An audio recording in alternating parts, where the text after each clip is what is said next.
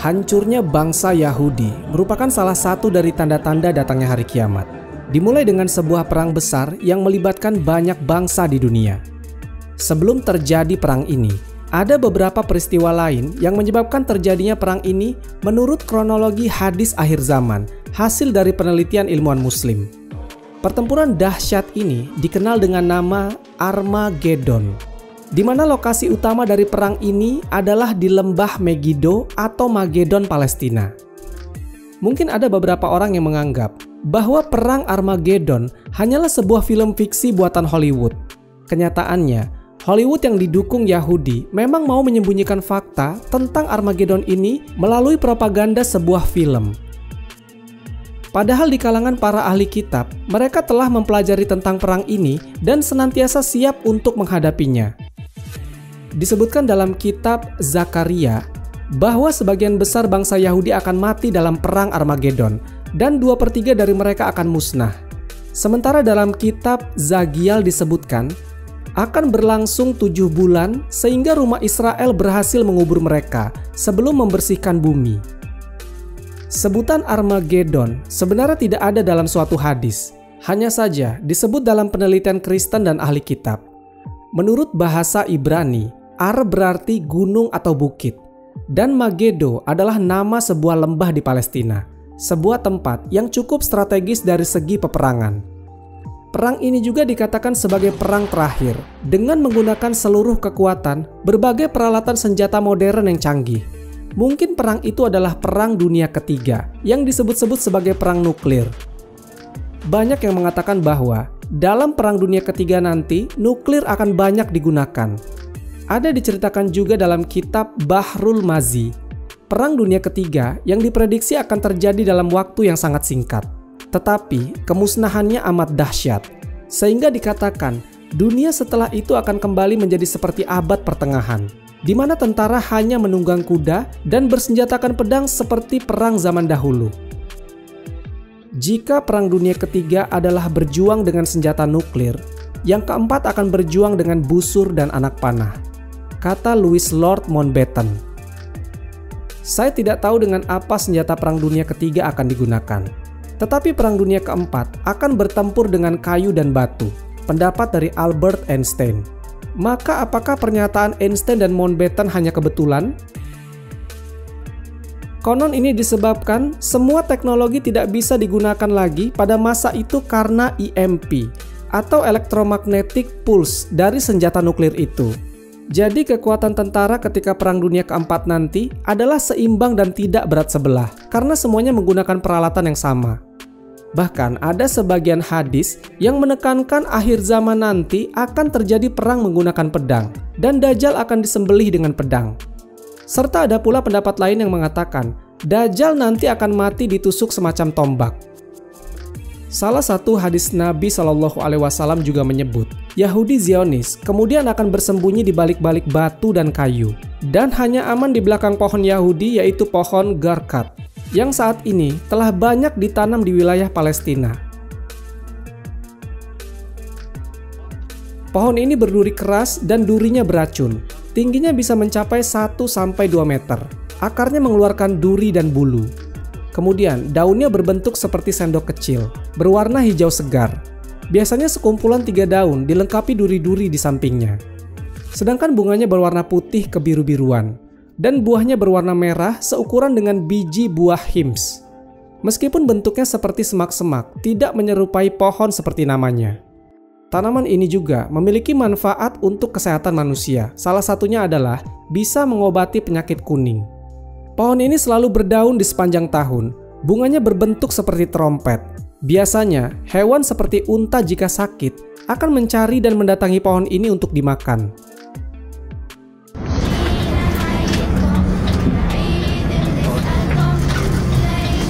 Ini sebelah kanan Bapak Ibu, pohon yang kecil yang kuning hijau. Ini pohon namanya pohon Urqad yang paling dekat bis yang di pinggir jalan. Ini kan افتح لنا الباص خلينا نصور بس نصور بس صورة من جوا الباص بس افتح الباب ما يطلعش دائما قاعد ما فيش حدا يقعد Pohon Gorkod. Ya.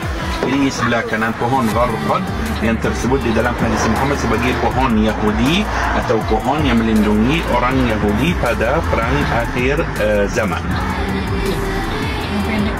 Ya, yang kecil, yang pendek, yang dekat, yang kuning hijau. Ini ada dua jenis. Ada yang pendek yang dekat kota Yerusalem, ada yang tinggi di Negev, dekat di gurun Negev di sebelah selatan Israel.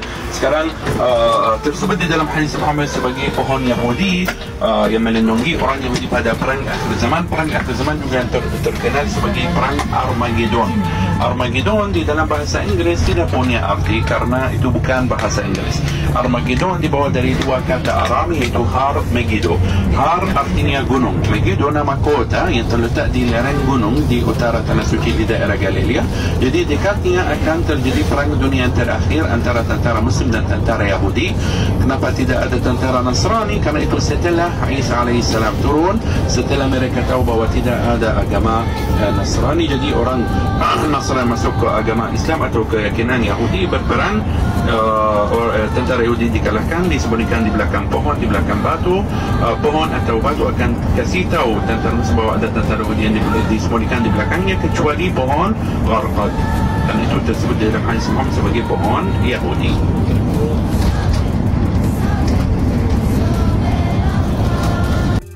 Pada musim tertentu, pohon ini dipenuhi oleh burung, dan burung pemangsa kecil seperti surot menggunakannya untuk menyimpan mangsa di duri-durinya. Pohon ini juga memiliki masa hidup yang cukup lama. Buahnya bisa dimakan manusia, tapi rasanya agak asam mirip tomat. Dan inilah pohon Yahudi. Yang sekarang ini bangsa Yahudi beramai-ramai menanam pohon ini, karena orang Yahudi telah mempelajari hadis-hadis Islam yang mengatakan pohon ini adalah satu-satunya pohon yang akan melindungi mereka di hari akhir nanti. Imam An-Nawawi pernah berkata, Gharqad adalah sejenis pohon berduri yang dikenal di negeri Baitul Maqdis. Di sanalah Dajjal dan Yahudi akan dibunuh, yaitu oleh Nabi Isa dan kaum muslimin. Jika kita memasukkan kata kunci Gharqad di Google, maka gambar yang akan muncul kebanyakan adalah pohon Ausaj. Ausaj ini termasuk dalam famili terung-terungan. Penampakannya memang sangat mirip dengan Gharqad. Tak mengherankan jika beberapa situs Arab menganggap bahwa Ausaj inilah pohon Gharqad.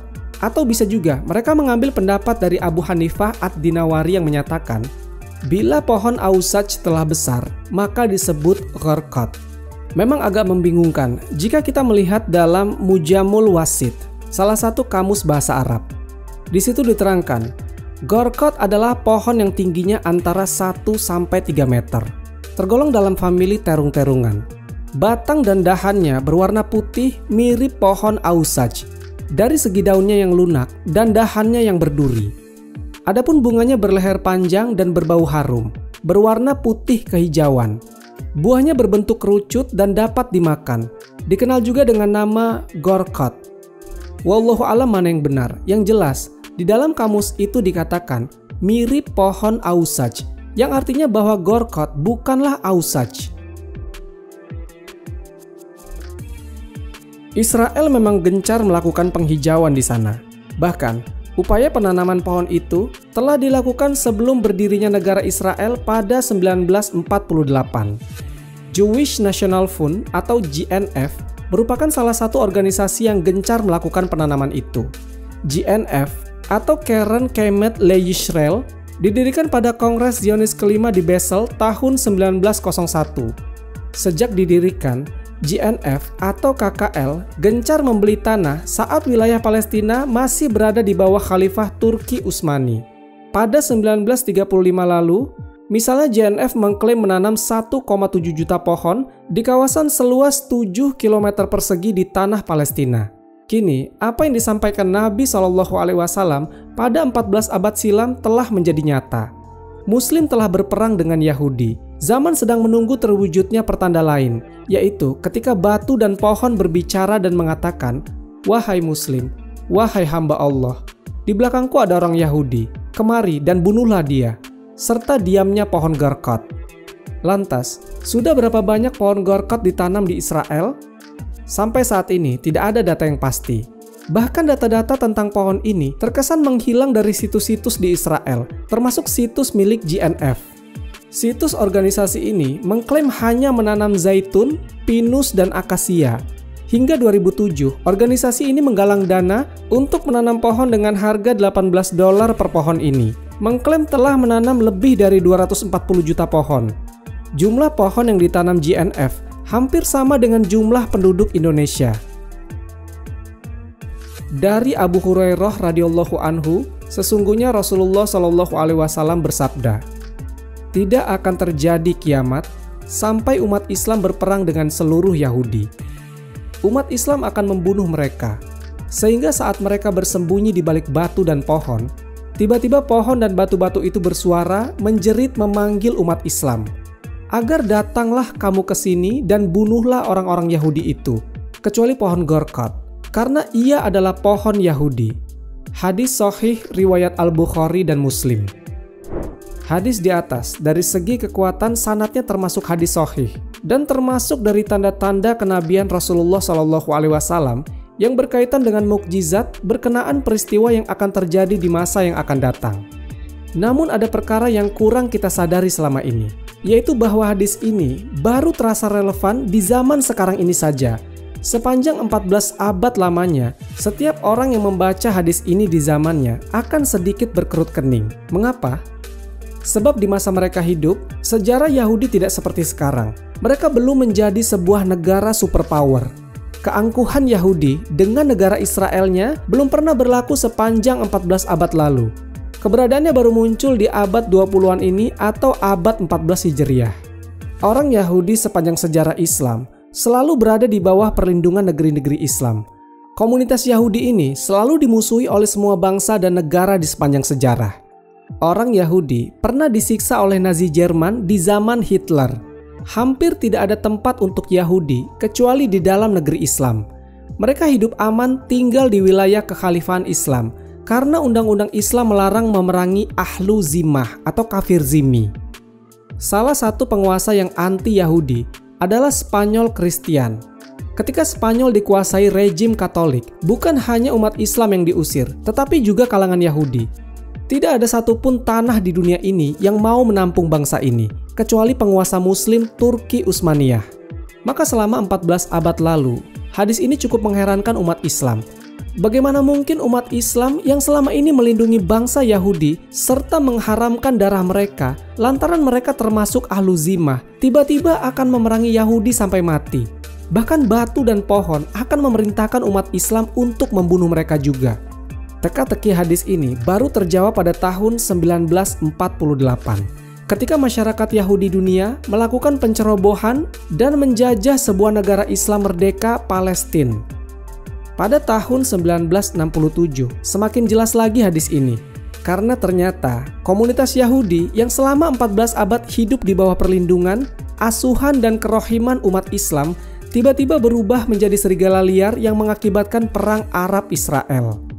Barulah di masa sekarang ini, hadis ini menjadi lebih berarti setelah terbongkarnya misteri. Ternyata Yahudi yang selama ini hidup di bawah asuhan dan kasih sayang umat Islam tiba-tiba menjadi makhluk buas pembunuh nyawa. Dan menarik untuk diperhatikan bahwa Yahudi sudah mempersiapkan apa yang mereka dapat di masa sekarang ini sejak sekian lama. Bahkan ada yang mengatakan sejak beribu-ribu tahun yang lalu. Konon terbentuknya negara-negara superpower, penjajah barat atas dunia timur, naiknya para pegawai masing-masing di negara kuasa besar, semua tidak terlepas dari skenario mereka. British di masa lalu dan Amerika di masa sekarang. Tidak lain hanyalah alat yang dipersiapkan untuk mewujudkan cita-cita pembentukan negara Israel. Karena itu, mustahil meminta Amerika untuk menekan Israel agar menghentikan serangan mereka ke negeri Islam. Adanya hak veto di PBB semakin membuktikan bahwa PBB pun termasuk bagian dari alat yang diciptakan oleh mereka. Selain misteri hadis ini di abad 14 Hijriah, hadis ini sangat tegas menyebutkan kepastian kehancuran bangsa pengingkar Allah Subhanahu wa Ta'ala dan Nabi ini. Bahkan pohon dan batu pun akan ikut membantu umat Islam dalam menumpaskan mereka. Karena itu, hadis ini juga menjadi penghibur derita dan pelipur lara buat umat Islam yang sempat merasakan kebengisan Yahudi secara lebih nyata. bahwasanya Israel yang bukan manusia itu pasti akan dikalahkan. Ini adalah sebuah kepastian, karena yang berkata bukan sembarang orang. Yang berkata adalah seseorang yang paling dekat dengan Allah Subhanahu wa Ta'ala, yaitu Nabi Muhammad SAW. Yang menariknya juga, di dalam hadis ini Rasulullah SAW juga menyebutkan nama sebuah pohon, yaitu Gorkot. Pohon ini milik Yahudi, sehingga kalau ada Yahudi sembunyi di baliknya dari kejaran umat Islam, pohon ini tidak akan berbicara. Sebaliknya, pohon ini akan melindungi Yahudi karena pohon ini milik mereka. Dan mengapa pohon Gorkot ini melindungi Yahudi? Diam-diam, Yahudi pun tahu dan percaya bahwa Gorkot merupakan salah satu pelindung mereka. Begitulah salah satu sifat mereka, iman pada sebagian kitab Allah Subhanahu wa Ta'ala, namun ingkar di sebagian yang lain. Memang tidak diketahui secara pasti kapan kaum Zionis Israel mulai mereboisasi tanah Palestina dengan Gorkot. Jika kita kebetulan mampir di situs Jewish National Fund, di bagian GNF Store disebutkan bahwa tanah Palestina telah ditanami sebanyak 220 juta batang pohon Gorkot. Tak cukup itu saja, mereka juga mengiklankan dalam situs tersebut bahwa siapa saja boleh membeli pohon Gorkot ini secara online, lalu disumbangkan ke Israel untuk ditanam di tanah Palestina. Mau tahu harganya?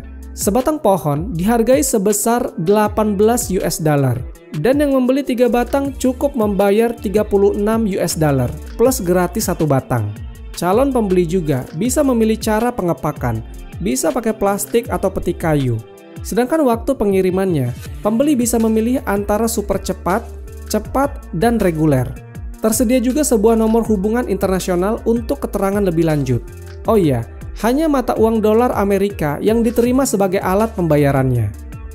Nah, jika Yahudi saja tidak main-main dan secara serius menanggapi hadis tersebut, bukankah kita yang mengaku muslim selayaknya lebih mengimani tanpa harus membenturkannya dengan keterbatasan akal manusia?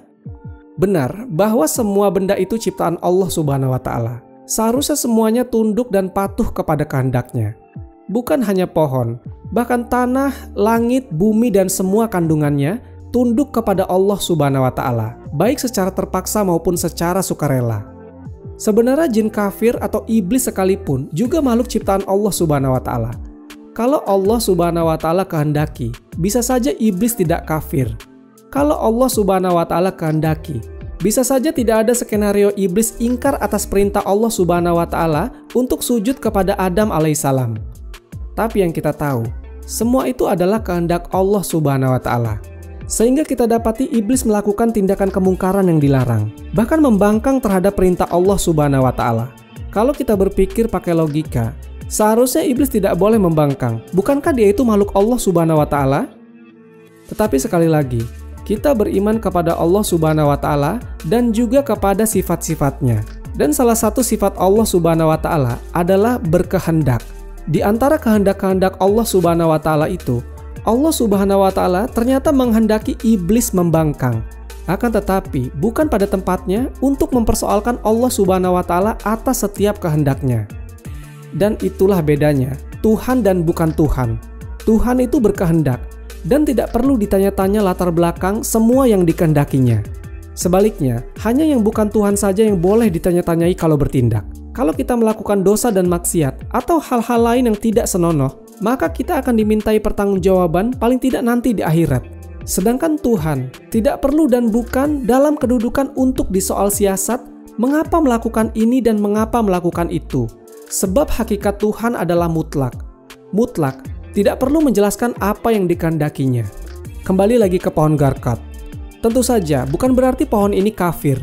Sebab istilah kafir itu hanya berlaku untuk 2 jenis makhluk saja, yaitu jin dan manusia. Selebihnya semuanya tunduk kepada apa yang Allah Subhanahu wa Ta'ala kehendaki. Maka pohon Gorkot itu kalau kita lihat dari kacamata hakikat sangat tunduk kepada Allah Subhanahu wa Ta'ala. Tunduk kepada skenario dari Allah Subhanahu wa Ta'ala untuk menjadi pohon yang melindungi Yahudi di akhir zaman. Tetapi tidak perlu kita anggapkan sebagai pohon kafir.